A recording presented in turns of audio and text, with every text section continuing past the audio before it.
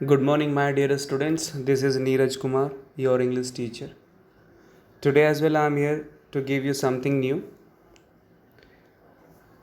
So, let's get ready to understand topic preposition. At first, I just give you the definition of preposition. This is a word which is used before noun or a pronoun to show any place, time, or direction, called preposition. Here we just talk about appropriate prepositions after verbs कि कुछ certain prepositions हैं, कुछ specific prepositions हैं जो हम main verb के बाद use करते हैं. देखिए यहाँ पर लिखा हुआ है now we are going to study. हम पढ़ने वाले हैं prepositions from a different point of view. कुछ एक अलग ढंग से पढ़ेंगे इन दिस लेसन. इस चैप्टर के अंदर वी विल सी और हम देखेंगे how we use particular prepositions after certain verbs कि कुछ खास सर्टेन वर्ब्स के बाद हम कुछ खास prepositions यूज़ करते हैं. राइट इनको हम फ्रेजल prepositions भी बोलते हैं. Phrasal prepositions. Here are a few useful verb plus preposition combinations. अभी जैसे मैंने आपको बताया just I have told you it is also called phrasal preposition. So at first here comes agree with a person. जब हम किसी व्यक्ति से सहमत होते हैं तो हम एग्री के साथ विद का यूज़ करते हैं.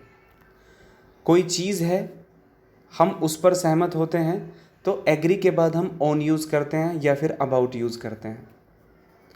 अगर कोई आइडिया है when there is an idea और सजेशन और प्रपोजल देन हम एग्री के बाद टू यूज़ करते हैं. Now let's understand this with some examples. Point A दिया हुआ है he agreed with me about the need for coeducation in schools. जो ही था वो मुझसे एग्री हो गया था अबाउट द नीड. देखिए यहाँ पर जो अबाउट के बाद द नीड आया वो कोई चीज़ के लिए आया है. ही एग्रीड विद मी वो मुझसे सहमत हो गया था about the need for coeducation in schools कि स्कूल्स में को एजुकेशन होनी चाहिए. तो ब्रैकेट में लिखा हुआ having a similar opinion. Right have a similar opinion.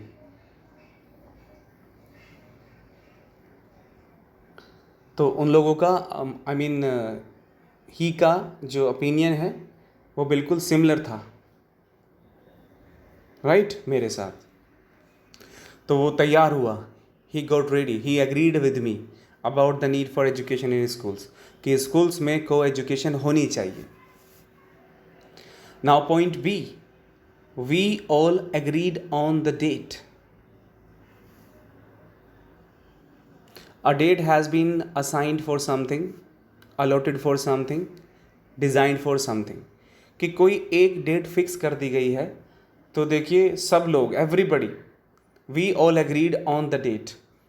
तो हर किसी का ओपिनियन एक ही था. हर कोई तैयार हो गया. Everybody got ready.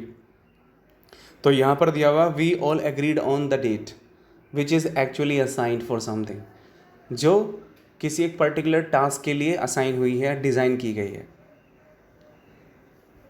Now point C. He agreed to my plan. तो यहाँ पर बेटा प्लान इन द सेंस कोई हमारा सजेशन है कोई प्रपोजल है. ही एग्री हो गया था सहमत हो गया था जो प्लान मैंने बनाया था. The plan that I created that I made. तो यहाँ पर देखिए ये जो माई प्लान है it is in the form of suggestion और proposal. Now point 2 aim at. Aim at means किसी चीज़ को जब आप टारगेट बनाते हैं. जब आपने किसी चीज़ को टारगेट बनाया है किसी व्यक्ति को टारगेट बनाया तो आपने एम के बाद एट लगाया. एम मीन्स कोई लक्ष्य साधना टारगेट बनाना किसी चीज़ को. और जब आप कोई काम करना चाहते हैं तो एम के बाद टू आता है, टू डू। चलिए, now let's understand this with the examples. He aimed the gun, उसने अपनी बंदूक से निशाना लगाया एट द बलून, बैलून पर।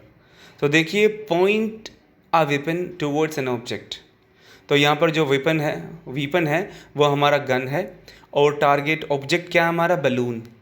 ही एम्ड द गन, उसने अपनी बंदूक से निशाना लगाया बलून पर। चलिए सेंटेंस बी देखते हैं। He aims to finish the work by noon. तो उसने लक्ष्य बना लिया है, या उसका लक्ष्य है he aims to finish the work, कि जो काम उसे मिला है, the work which is actually assign to him, he aims to finish that by noon, कि वो दोपहर तक उसको पूरा कर लेगा या करता है। प्रेजेंट इंडेफिनिट में दिया हुआ है, एम के बाद एस आया हुआ है, तो वो दोपहर तक इस काम को पूरा कर लेता है। Now point 3, arrive at. जब किसी प्लेस की बात होती है तो अराइव के बाद एट। जब आप किसी सिटी या कंट्री की आप बात करते हैं तो आप इन यूज़ करते हैं। एट आ, और जब एट डिसीजन के लिए भी आता है। So in this also we see, देखिए we have examples. We arrived at the station in time, हम टाइम पर स्टेशन पहुंच गए थे और वीकेंड से आ गए थे।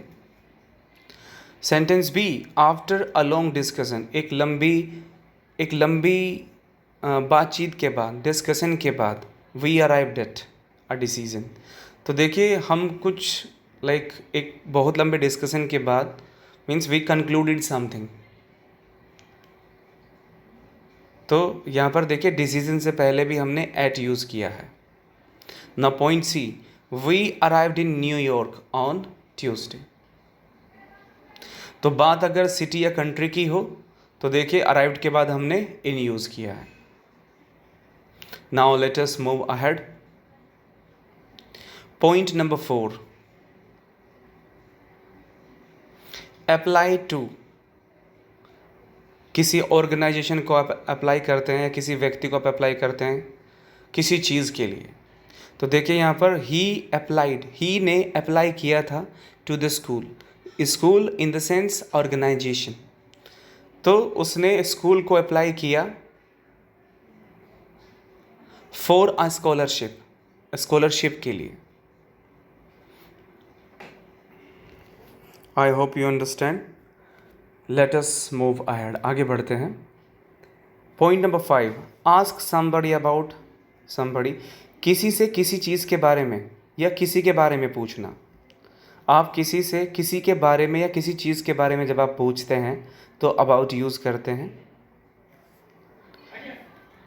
जब आप किसी व्यक्ति से पूछते हैं किसी चीज़ के बारे में तो आस्क फॉर होता है, लिखा ना, ask a person for a thing, ask something of somebody, right. किसी आस्क समथिंग, कोई चीज़, कहते हैं ना कि कोई चीज़ पूछना, आस्क समथिंग ऑफ समबडी। ये देखो, लास्ट सी वाला एग्जाम्पल से आपको समझ में आएगा ये। तो आप देखिए पॉइंट ए में, देखिए आई आस्क द सर्वेंट। तो यहाँ पर there is a question, it is in the form of question, question की फॉर्म में है ये, कि मैंने नौकर से पूछा जो किताब खो गई थी उसके बारे में, about the missing book. Why don't you ask your father for more money. Ask for का मीनिंग होता है मांगना, कोई चीज़ मांगना।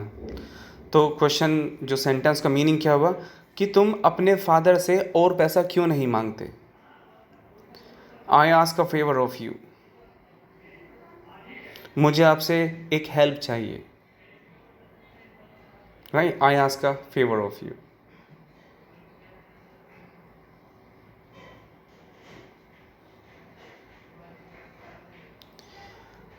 I hope you understand, my dear students. So enough for the day.